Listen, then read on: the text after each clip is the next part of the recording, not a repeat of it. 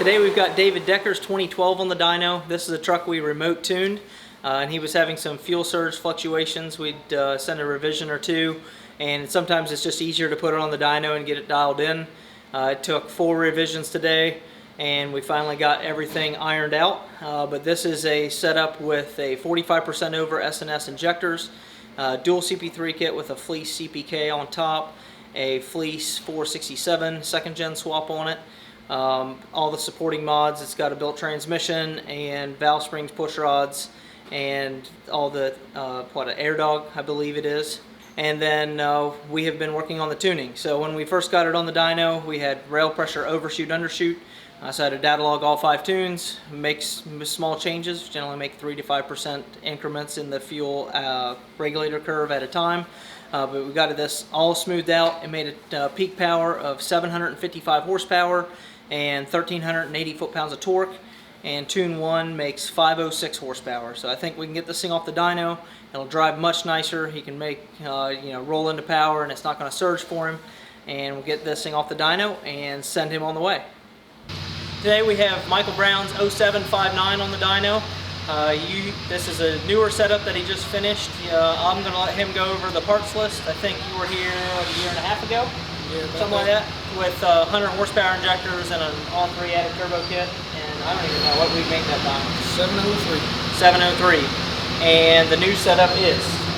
It's got a Taylor-built 68, 67, Hamilton 188, 220, 250% flux injectors, 14 mil race pump, extra G, 2200 relief.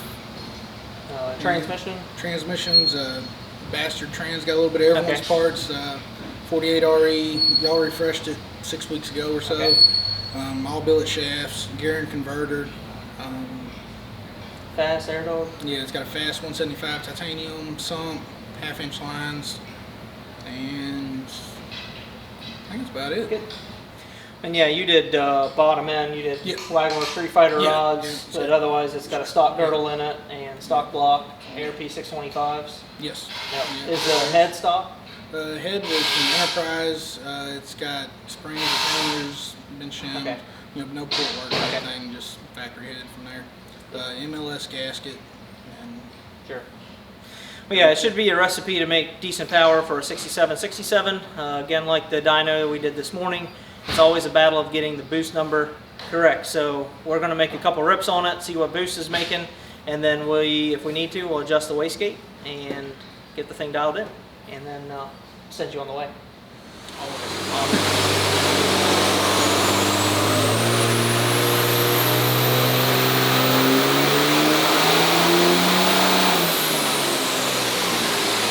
Okay, so far we have made 862 horsepower on fuel only.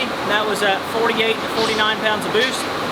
This last pull we just did a small shot of nitrous, 88 jet I believe, 82 jet, and it went 1,052 horsepower and 1,600 foot-pounds of torque, and it made 60 pounds of boost during the nitrous pull. So now we are going to adjust the wastegate in just a little bit, try to get to 53, 54 pounds of boost to see if we can make peak power on fuel only. We didn't want to adjust the wastegate and then add nitrous because it's risky. Making anything over 55 pounds of boost on these stock comparing turbos, you are at risk of overspeeding it, and you'll have a turbine wheel coming through your inner fender. It's a good time. Ask me how I know. But Josh is under the truck adjusting the wastegate, make a couple more rips on it, see if we can get over 900 on fuel only.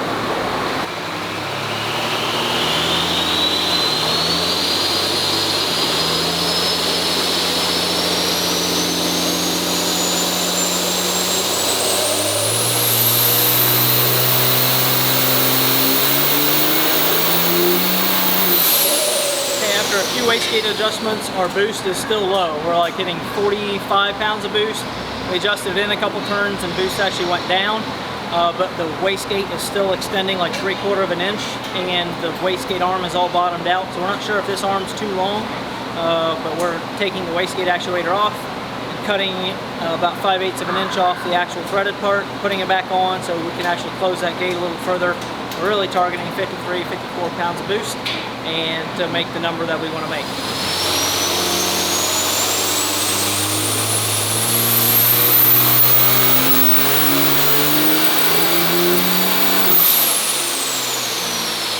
Okay, we finished the day at 870 on fuel only. The turbo was being stubborn. We could not get the 53 to 54 pounds of boost out of it we wanted. We adjusted the wastegate about every which way possible, made 16 dyno pulls trying to chase it, and didn't quite get there. But I mean, it's still a stout truck at 870 horsepower, and with 82 jet, it went to 1052. So he's got a little bit of fun button in it if he really needs it. But we're going to get this thing off the dyno and send him on the way.